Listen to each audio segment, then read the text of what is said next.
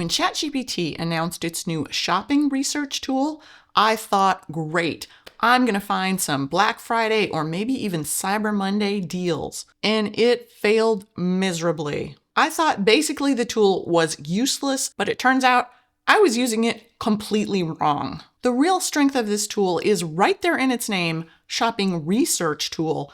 It's not a shopping deal finder tool. Today, I'm going to show you why ChatGPT's shopping research tool is not great for finding deals, but one of its superpowers is for finding products when you don't quite know what it is you're looking for. Like a gift for that really hard to shop for friend? That's where it really shines. This tool is a hidden gem, but only if you know how to use it. Let's go take a look. So just in time for peak shopping season, ChatGPT announced their new shopping research tool. It's available basically to everyone, and according to them, to help with holiday shopping, they're generously going to allow us all to use it nearly unlimited through the holidays.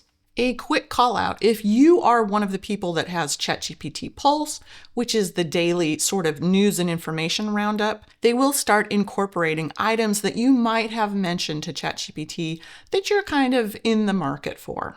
What have they done with this tool? This is not just a quick query of, is this product that I'm looking at worth the money? But this is more like deep research for shopping. They've actually given us a specially trained version of ChatGPT-Mini that's been trained specifically for comparison. This GPT-Mini model has been specifically trained to read trusted sites, cite reliable sources, and compile that information so you know that the reviews you are seeing of the product you're looking at are from actual reliable sources rather than just scraped off the first website that the tool came across. So to use it, you go into ChatGPT, you can go either on the browser or on your mobile device and click on the plus, go down to More and find Shopping Research. I thought this was going to be a deal finder, but one of the things that happened last year was Amazon quietly blocked ChatGPT and other bot tools from scraping their data. So ChatGPT cannot actually access Amazon's prices. And so if you're looking for a quick deal finder, ChatGPT is not going to have access to what are admittedly often some of the best deals around. So if I go in and say, I'm looking for a vacuum cleaner that works on hardwood floors because I have a big dog and I want it to be super quiet, that's where it starts showing its strengths. So it's going to start doing some research, and then it's going to ask you a series of questions like, what's your top priority? Or what are your main priorities? Do you have preferred brands? And then it kind of walks you through a bunch of options. Are you interested in this? Do you want to see more like this? Or are you just not interested in this product? And so this was a little confusing at first because I thought, I don't know, I am looking for a vacuum cleaner with these criteria. You're going to have to tell me if this fits my needs or doesn't. But the more I played with the tool, the more I understood what it's trying to get at. So it takes all that data, the yeses and nos you put together, plus the data that you have asked it for, and it does some research. And it does quite a bit of research because this can take a really long time to come back. So this is something you definitely want to kick off, go away, do something else, and wait to be notified when it's done. But when it finally comes back, it has taken all of that data that you entered in, and it comes back with a really comprehensive report of what you asked for. And it gives you sort of the executive summary that you would expect. Here's the best overall. Here's why this is the best for you given the criteria that you gave me. In this case, HEPA filter, solid runtime, price, and noise level. Then it generally finds like the top 3 items that would fit the needs that you gave it. Builds a nice little table with pros and cons, and then sort of gives you the rundown of why you might consider each one and why or why not each one might be the best for you. It cites all of the sources, and as far as I can tell, they really are from more reliable sources than just some random web page. So I found this really helpful, and I did run a comparison with ChatGPT about just what's a good vacuum cleaner given that I have a dog and I want it to be quiet. And it came back with completely different picks, and it was definitely not as well thought out as what I got from the deep research. So overall, I did begin to see what exactly it was getting at and what it was trying to give us with this tool. And from there, you can come back and ask it more specific questions. Out of these three, which is the quietest? Maybe I decided that's my top priority. And then what are the pros and cons of this?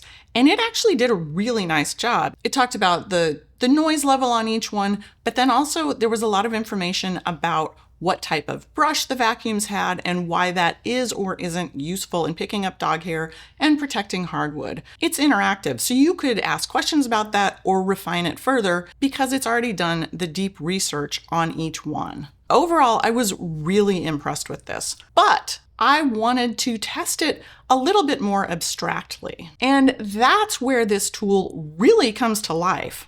All right, so we all have that friend or family member that is really hard to shop for. So I said, I'm looking for a gift suggestion for a friend who is quirky and appreciates modern art, functional but beautiful objects, and high-tech gadgets. I do think the more specific information you can give ChatGPT, the more interesting findings you're going to get. And this is really fun to play with. So it's going to start doing research. And again, it's going to ask that set of questions. What's your maximum budget? And suddenly the questions and the objects begin to make a lot more sense. What's their tech comfort level? Are you looking for desk items, home decor, tech? What kind of things are you looking to get? What exactly do you mean by the artistic style that you said? Futuristic? That sounds pretty good to me. And then it's going to start giving us that feedback again of, what do you think about this? Okay, that's interesting. What do you think about that? And now you can start to see why it's really looking to refine what you're looking for. Photo frames, I'm not interested in that. And then it lets you say, what about it are you not interested in? Is it the price? Is it the style? Is there something specific? In my case, I'm not interested in a frame. Whoa, feather lamp. Feather lamp, that's just not the style I'm going for. And so this becomes really fun and really useful as a way to further refine the shopping results.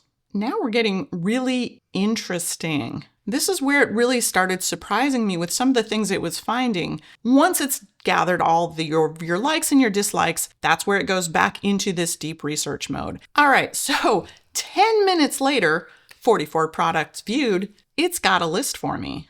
6 stylish high-tech gifts under $100 for someone quirky and art-minded.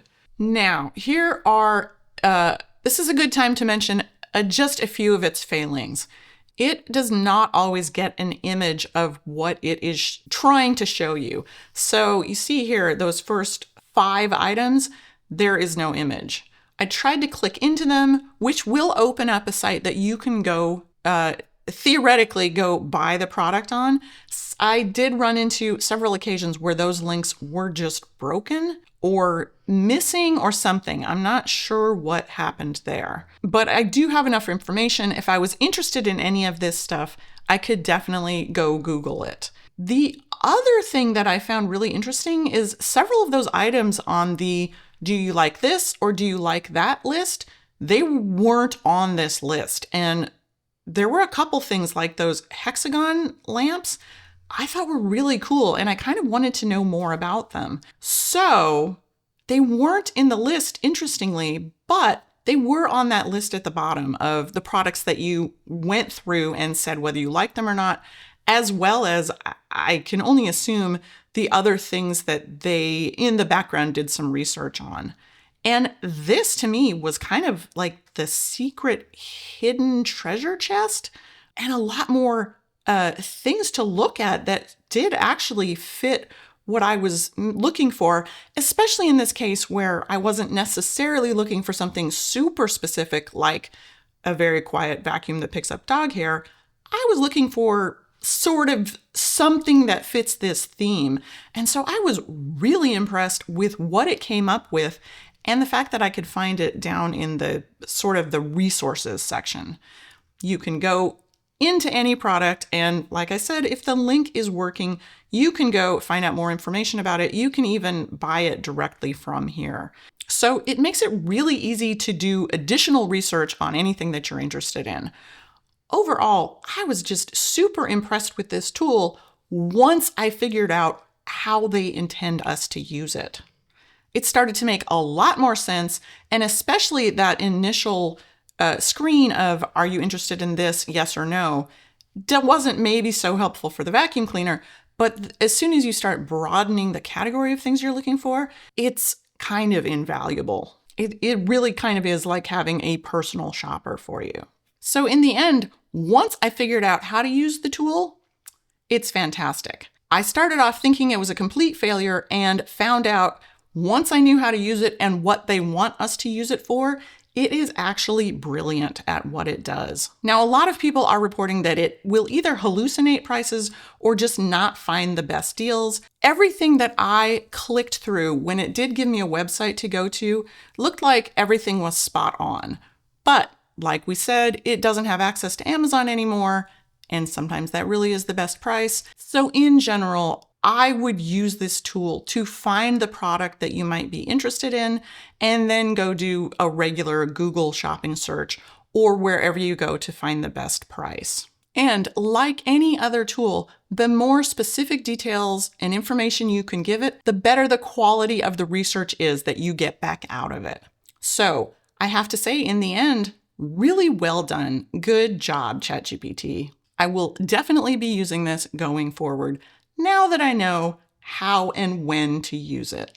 All right, that's it for today. I hope this helped. I hope you can go find something fun for a loved one, or maybe yourself, or you finally find the answers to the questions about that product that you've been looking for, but you just haven't been able to figure out which one is the right one for you. Well done, ChatGPT. I'm impressed. All right, that's it for today. Thanks for watching. Happy shopping, and I'll see you next time.